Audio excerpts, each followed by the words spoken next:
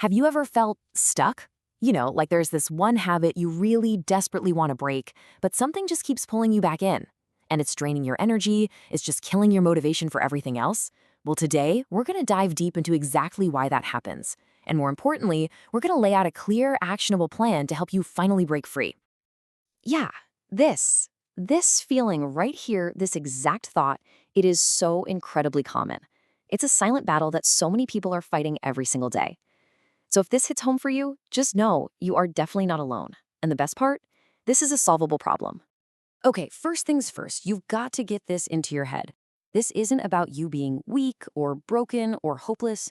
It's not a moral failing. Your brain has simply been programmed. It's been trained to follow a specific loop, the path of least resistance. And the good news about any program? It can be rewritten.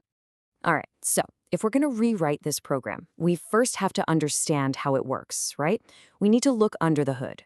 Let's get into the science behind this feeling of being trapped, because it all starts with one very powerful chemical in your brain. Meet dopamine. Now, you've probably heard of it as the pleasure molecule, but that's not quite right. A better way to think of it is as the motivation molecule. It's the little messenger in your brain that says, hey, pay attention. That was good. That's worth doing again.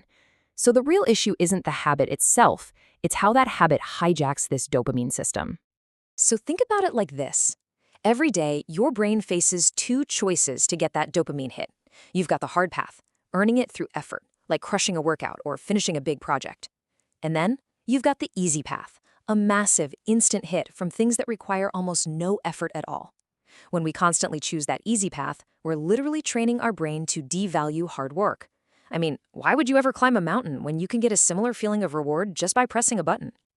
And this, right here, gets to the absolute core of the problem. Your brain is wired for efficiency. It's designed to get the biggest reward for the least amount of effort. So when you offer it an endless, all-you-can-eat buffet of cheap, easy dopamine, of course it's going to take it. And slowly but surely, the motivation for anything that's actually difficult just starts to fade away. Which leads us to the big question, right? The one that so many people stuck in this loop ask themselves. You look at your life, you look at the things you know you should be doing, working on your goals, hitting the gym, whatever it is, and you just feel nothing. No drive, no fire, no energy. Well, the answer is right here. That constant IV drip of easy dopamine, it short-circuits your entire reward system. It's not just killing your motivation, it's actively draining your energy, it's chipping away at your self-confidence, and it's convincing you that any real effort just isn't worth it. You're basically lying to your own brain about what a real achievement feels like. But that's enough about the problem. Let's talk about the solution. Because that's why you're here, right? And this isn't about some vague, feel-good advice. This is a concrete 5-step battle plan to take back control of your brain and ultimately your life. Here it is. This is your roadmap. We're going to walk through each of these 5 rules, one by one, and you'll see how they all build on each other to create a system that doesn't just stop the old habit, but builds a whole new, more powerful way of living. All right, rule number 1, forget the all or nothing approach. Seriously, saying I'm never doing this again, ever. That just sets you up for failure. The real goal here is to regain control. So if you're doing something every day, just aim for every other day, then maybe once a week.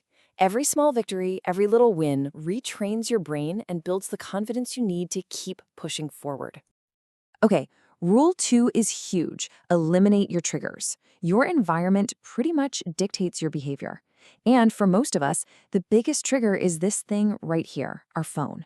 Especially in places where you're alone, like your bedroom or the bathroom, your brain just goes on autopilot in those situations. So by physically removing the trigger, you break the script. You have to make your environment work for you, not against you. Rule number 3, avoid being idle at all costs. You can't just stop the old habit and leave this big, empty void of time. That's a recipe for disaster. That's when boredom creeps in, and trust me, boredom is your absolute worst enemy in this fight. It's where most people relapse. So you have to be proactive. Go for a walk, do some push-ups, call a friend. You have to replace the old destructive habit with a new constructive one. Now for rule 4, and let me be crystal clear about this. Exercise is mandatory. It's not just a good idea, it's a non-negotiable.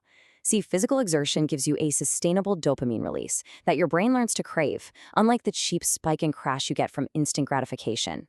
It resets your brain chemistry, it boosts testosterone, it increases your energy, it fundamentally changes how you see yourself. When you prove to yourself that you can do hard things physically, that strength bleeds into every other part of your life. And finally, rule 5, you have to give your brain a new, better source of dopamine. A person without goals is just adrift, you know? They're easily pulled in by the current of instant gratification. So set small, achievable goals. Learn a new skill, save up a certain amount of money, read a book. When your brain starts getting its dopamine hits from real-world accomplishments, its craving for the fake, easy stuff will naturally start to fade.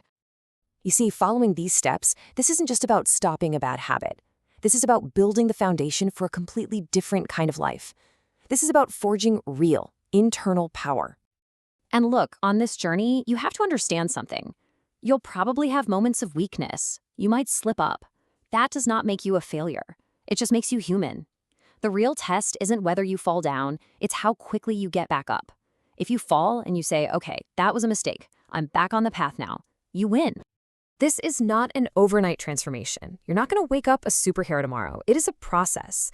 But the rewards, they start showing up way faster than you might think. Within a couple weeks, you'll literally feel more energetic. After a month, that brain fog starts to lift.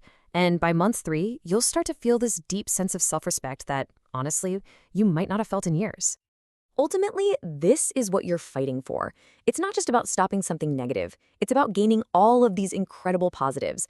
More energy, less anxiety, clarity of thought, and this foundational self-respect that leads to real personal power, the ability to actually direct the course of your own life. And really, this is the ultimate prize. Self-control is the bedrock of a meaningful, successful life. When you prove to yourself that you are the master of your own impulses, you unlock the ability to build whatever future you decide you want. So, the information is all here. The battle plan is on the screen. The only thing left now is action.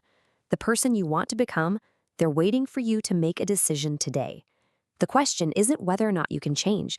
The real question is, what is the very first small step you are going to take the moment this is over?